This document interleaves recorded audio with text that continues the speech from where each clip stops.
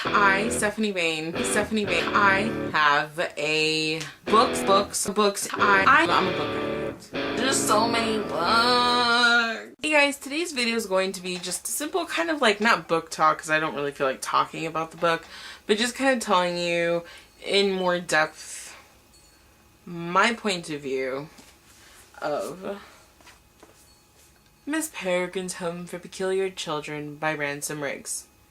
I really like this book. I gave it a 4 out of 5 stars.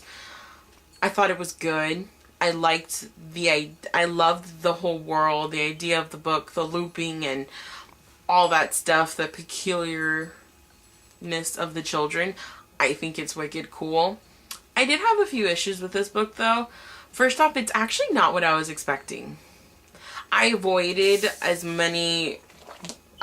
book talks for this book, so all I know is, you know, that it's supposed to be like a creepy book, or at least that's how they are portraying it to be. And it's actually like not creepy at all. I didn't think it was very creepy. I think this is actually, I don't know. I thought it was going to be creepier. I have notes here, so let me read off my notes. I started reading it. I got hooked immediately. I kept reading, and the way the world built up and the mystery behind it really keeps you going until the mystery is kind of solved and you kind of understand what's going on and it's not so mystery anymore. And then it got really boring for me after that, kind of just like, I don't know, I felt like, I don't know, like when the monsters, because I already forgot the name of the creatures, were after them with the whites, the Hologast. There you go. When the Hologast are like, when there's that whole thing going on and Jacob's trying to help and they're like, oh, I gotta go help, blah, blah, blah. I was expecting more suspense, more like fighting maybe, but it didn't kind of sort of work out that way. So that was kind of disappointing. I felt it was kind of disappointing. I didn't like the romance between Jacob and Emma. I thought the romance was unnecessary, out of place, and honestly just downright creepy, and just like, it didn't sit well with me.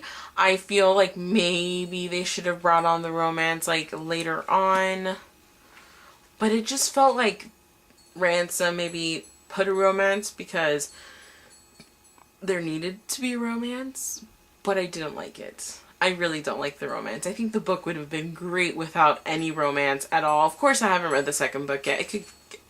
I still want to read it though. Yeah, I thought that was weird.